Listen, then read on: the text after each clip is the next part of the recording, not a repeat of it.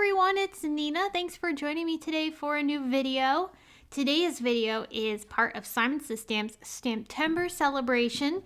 And today is a very special day because it is the Stamptember blog party. So there are many designers participating in this blog party. Everybody is posting projects that they've made with the Stamptember 2023 release from Simon Says Stamp. And as a special treat for you, we're giving away gifts at every place that is posting about this party. So this is the gift that I'm offering. It is a birthday wishes die set that I actually designed for Simon Says Stamp, and you can get this free with a $30 purchase. And I have more details about this over on my blog, and you can find links in the video description, so be sure to check all that out. All right, so I know you want to get into the inspiration, so here we go.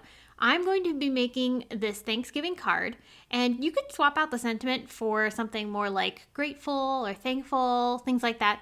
So it doesn't have to be Thanksgiving, but we're going to make this card, and I actually illustrated the stamp set that we're going to be using today, which is called Artsy Pumpkins. But before we get into making the pumpkins, we have to make a background first. And so I'm going to use this Fanfare Frame die. We're going to actually emboss with it instead of actually die cutting. So in my die cut machine, I'm going to put a cutting plate down, the rubber mat, my paper, my plate, and then finally another clear plate. And I do have this on the bottommost platform of my Big Shot machine. But depending on your machine, however you can emboss with it, that's what sandwich you're going to want to use. And I end up with this really cool texture now embossed onto my paper. I've picked out 3 different colors of ink from Simon Says Stamp, which are Blush, Cantaloupe, and Woodsy. And I started off with Woodsy, nice, beautiful brown that I'm going to put down along the bottom of this background.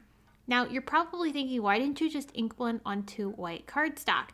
And the reason is because I wanted the dusty tone that the brown cardstock was going to give each of these colors. If I had done this on white, they would have been a lot brighter, and I wanted something more muted and perfect for fall. So I faded out those colors to the brown, and then I started splattering the background with some of Tim Holtz's Halloween 2023 Distress Mica stains. I used 3 different colors to add some texture here, and they look so good on top of those warm fall colors. So here's the Artsy Pumpkins set that I illustrated, and there are coordinating dies available. I've actually die cut the pumpkins from some white cardstock, and I'm going to use the negative area to help me line up my pumpkins. So that way these images are perfectly centered onto the die cut, because there's actually 3 pieces that build the pumpkin. I'm going to start first by stamping the base of the pumpkin. I used a light orange ink to start. I decided I wanted to stamp it a second time to intensify it a little bit more, so I'm going to go ahead and do that. Once I have the pumpkin base stamped, then I'm going to go in and start feathering in some other colors. I started first feathering in some orange. And to do this, I just ink blend on top of the clear stamp. I pick up some ink on my blending brush, and then I brush it on to the stamp. And then I used a little bit of brown to add a dusty tone. Once I had the pumpkin stamped, then I stamped the stem of the pumpkin in brown.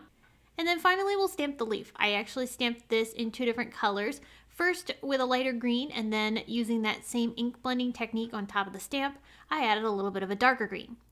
I stamped all my pumpkins the exact same way. The only thing I did differently on each one is that I actually switched up the colors a little bit. So you can see each one has a slight variation to the other. So what I'm doing now is I'm actually taking a Tim Holtz window frame here, and I'm putting some foam tape on the back of it so that way it can be popped up on top of my card panel. This really cool distressed window I thought would look neat on top of my background, and then I'm going to have the pumpkins both behind and on top of it to give a little bit of depth. With some Idea-ology ephemera, I'm actually going to add this little trim here along the bottom. This is also from Tim's Halloween collection. This looks really cool. It adds a nice little bit of lace and a nice touch of interest to this window. Then I'm also attaching the pumpkins. For all of this, I'm using red line tape because I am attaching this onto a slick surface. This window is a little bit glossy, so I wanted to make sure that when I attached everything down, instead of using liquid glue, I decided red line tape was my adhesive of choice.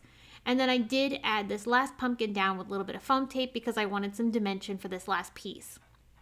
Once I had the pumpkins attached, I decided I did want to add another piece of ephemera, so I picked out this little strip here and I cut it to size and then glued that underneath the pumpkins.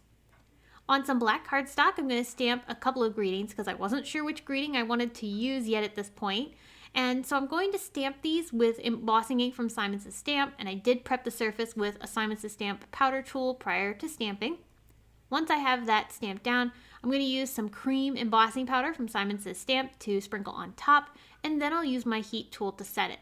I love using cream for projects like this because it's not as intense as white. It's a much softer feel. So here I'm trying to decide which sentiment to use, and you could have turned this into just a gratitude card, but then I decided I really liked the swoop of the Happy Thanksgiving with this project, so that's why I chose this particular greeting along the bottom. And then to keep things nice and clean, I went and trimmed off that little piece that was hanging off the side so it is flush with the side of the card. To finish things off, I just added a couple embellishments. These are some orange sunset sequins from the new Stamptember release. And then I also tied a small bow made of twine along the bottom of the pumpkin. And I just tied that bow and then glued it straight down. It's not tied on to this project at all. So there we have it. My Moody fall card. I really like how the texture of the embossing that we did with the die really adds some interest to this background.